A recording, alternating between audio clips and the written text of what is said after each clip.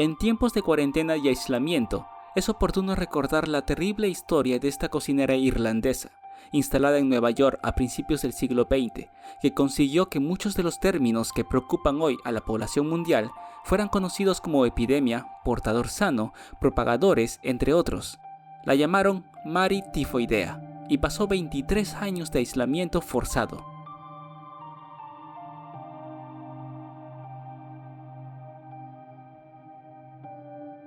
En la actualidad se escuchan quejas múltiples de gente que debe aislarse 14 días. Vemos incidentes con aquellos que les reclaman por no cumplir con la reclusión debida. Tal vez sus actitudes cambiarían si conocieran a Mary Mallon, la mujer que sufrió la cuarentena más larga de la historia. Con el correr de los años perdió el apellido. Ya casi nadie la recuerda, pero para la historia ella perduró como Mary Tifoidea, porque esa fue la enfermedad que Mary ayudó a propagar.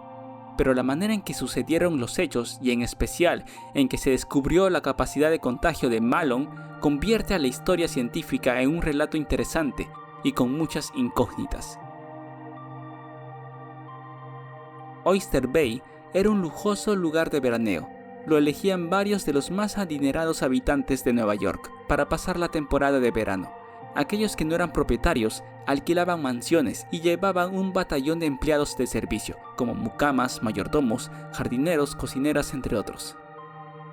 A fines de agosto de 1907, en ese exclusivo sitio de Long Island, una noticia produjo un embrollo que, además de la salud, hizo peligrar el andamiaje económico de varios.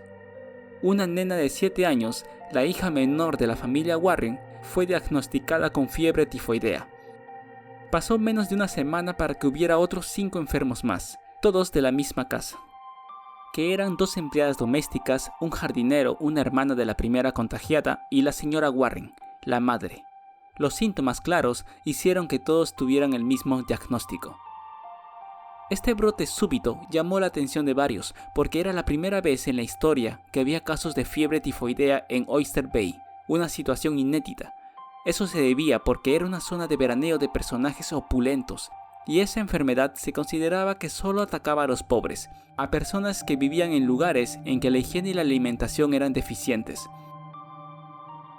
La situación preocupó al señor Warren, pero no solo por la salud de su familia, sino porque era un reconocido banquero. Era el presidente del Lincoln Bank, y en su círculo de personas opulentas, padecer este tipo de patología era un deshonor, un contagio casi acusador. Sin embargo, quien se mostraba más afectado por esta situación era George Thompson, el dueño de la mansión en que se contagiaron los Warren. Thompson tenía otras 4 casas en la zona. Sus ingresos provenían exclusivamente del alquiler de ellas. Si no tenía inquilinos, se le haría complicado mantenerlas por los gastos de mantenimiento que consumían. Por lo que Thompson pasó su tiempo en resolver el problema. Él necesitaba que se supiera el origen el cual provocó los contagios. De otra manera, su propiedad se despreciaría en tiempo récord y ya nadie le alquilaría su lujosa casa. Las autoridades investigaron muy poco y con eso llegaron a la conclusión de que era imposible determinar qué había originado la aparición de la fiebre tifoidea. Thompson, ante esto, no se quedó quieto. Contrató a George Soper, un científico, uno de los primeros sanitaristas norteamericanos. Era un especialista en condiciones de higiene, epidemias y demás cosas. Este pionero aceptó el reto profesional y se trasladó a Long Island. Creyó que sería dinero ganado honestamente y con facilidad. Soper estaba convencido de que la respuesta la encontraría en los productos de consumo diario de la casa, en el agua potable, en los baños, pero luego de investigar alacenas, alcantarillas, todos los baños de la casa y pozos ciegos, no aparecía nada extraño, pero él persistió. Interrogó a los enfermos, les preguntó qué habían comido los días previos, dónde habían estado, si habían alterado alguna costumbre. El hecho de que hubiera contagios de la familia y del personal de servicio lo desconcertaba, ya que veía que no compartían demasiadas cosas entre sí. Eran 2 mundos aislados. En algún momento hasta se planteó que no se trataba de fiebre tifoidea. Pero los precarios análisis y los síntomas eran inequívocos. Fiebre alta, diarrea, dolores abdominales, cansancio, hinchazón del abdomen, sarpullido, erupciones, etc. La enfermedad es producida por la bacteria Salmonella typhi. Soper no se iba a rendir porque se obsesionó con el caso. Debía haber alguna explicación y él la iba a encontrar, aunque no fuera fácil hacerlo. En medio de sus investigaciones en el lugar, alguien le trajo lo que parecía la solución al problema. En la playa, una mujer grande se ganaba la vida vendiendo pescados y mariscos. Allí debía estar el problema. Esos productos debían haber ocasionado el inédito brote. Pero una vez más, el resultado fue negativo. Sus clientes eran cientos y solo los Warren habían enfermado.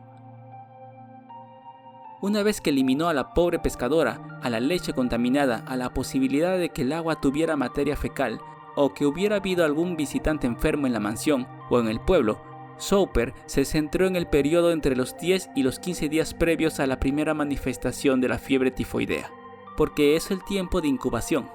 Una vez más repasó cada uno de los elementos y circunstancias. Tenía que dar con el elemento discordante en ese periodo, hasta que descubrió un dato que se le había pasado por alto en la primera oportunidad. Una cocinera que trabajaba en la casa en ese tiempo, que había ingresado un par de días antes y que había renunciado poco después del contagio masivo. Ella manipulaba la comida, luego apareció la enfermedad y por último la mujer se esfumó. Pero en su teoría había un problema. ¿Por qué ella no estaba enferma? El concepto de portador sano no se conocía todavía en Estados Unidos, aunque ya había sido descrito en Europa por el Dr. Robert Koch. Soper conocía ese descubrimiento y sabía que debía ubicar a la cocinera para resolver su caso. Tras averiguar, se enteró que se llamaba Mary Malone. Había nacido en Irlanda del Norte en 1869, que a los 15 años emigró a los Estados Unidos y que vivió con sus tíos hasta que encontró trabajo como cocinera. Fue contratada por algunas familias adineradas. Sus empleadores coincidían en que Mary cocinaba muy rico, pero que sus normas de higiene no eran demasiadas estrictas.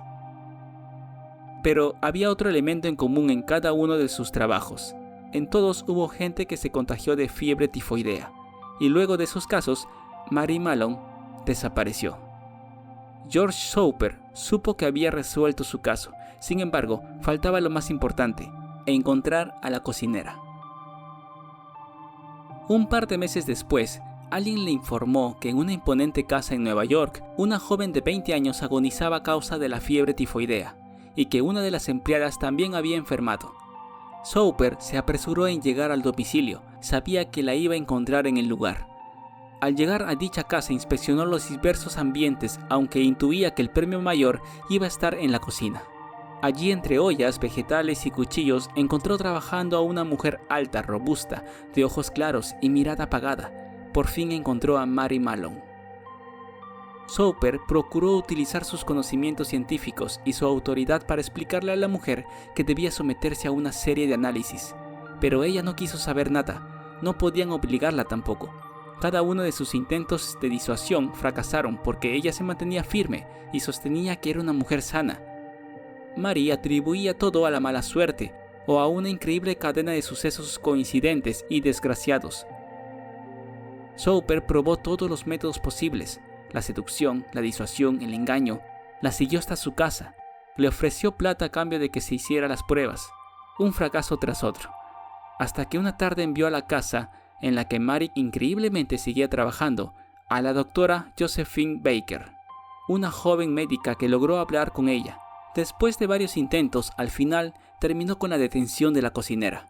La internaron en un hospital durante unas semanas y se determinó que debía ser recluida en una isla alejada para evitar el contagio. Los diarios rápidamente la bautizaron como Mary Tifoidea. El sector político vio su caso y estaba en contra de enviarla lejos solo por ser portadora sintomática. La causa judicial entre recursos y apelaciones demoró 3 años en los que Mary permaneció en cuarentena. Ese aislamiento terminó 3 años después de su inicio. Al final, el juez decidió que podía transitar libremente con la única condición de que no volviera a desempeñarse como cocinera. Mary acató la decisión y comenzó a trabajar como personal de limpieza en distintas casas y hoteles, pero los ingresos eran menores que como cocinera. Durante más de 5 años no hubo noticias de ella y parecía que su caso sería olvidado, que solo sirvió para entretener a la opinión pública un tiempo. Sin embargo, en 1915 hubo un contagio masivo en una maternidad de Manhattan, 25 afectados en el Sloan Hospital for Women. el cual hizo que Soper volviera a volcarse en el tema. Naturalmente, mientras otros sanitaristas se preguntaban por el agua o las condiciones de higiene, Soper se centró en el personal de la cocina. Revolviendo papeles, encontró una letra de una ficha de ingreso que le llamó la atención. Mary Brown. Mary Brown se llamaba la cocinera, y que hace unos días había renunciado. Cuando pidió que le describieran a la mujer, ya no le quedaron dudas. Esa cocinera de gran estatura era otra vez Mary Malone, que utilizaba un apellido falso. La pesquisa en esta ocasión la encaró la policía. La encontraron rápido y esta vez su cuarentena sería definitiva. La confinaron otra vez a una isla, la North Brother Island. Ella seguía negándose a que le extrajeran la vesícula biliar, que es el lugar en el que se anidaba la bacteria. Tal vez creía que otra vez ganaría la batalla judicial, pero ya nadie la ayudó.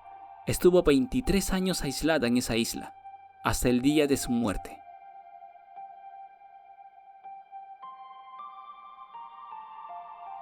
Mary Malone fue lo que hoy se conoce como una superpropagadora. Al menos medio centenar de personas se contagiaron a través de ella y 3 murieron. Durante un largo tiempo fue considerada la mujer más peligrosa de Estados Unidos. Si te gustó mi video, regálame un like y por qué no un comentario, que estaré deseoso de leerlo. Espero haberte entretenido en esta cuarentena de miércoles, pero necesaria. Esperemos que la situación mejore aunque parezca que el virus está ganando la batalla. Muchas gracias por ver mi video. Te regalo un besazo, o mejor 2, y nos vemos hasta el próximo video. Te saluda tu amigo Edsen. Hasta luego.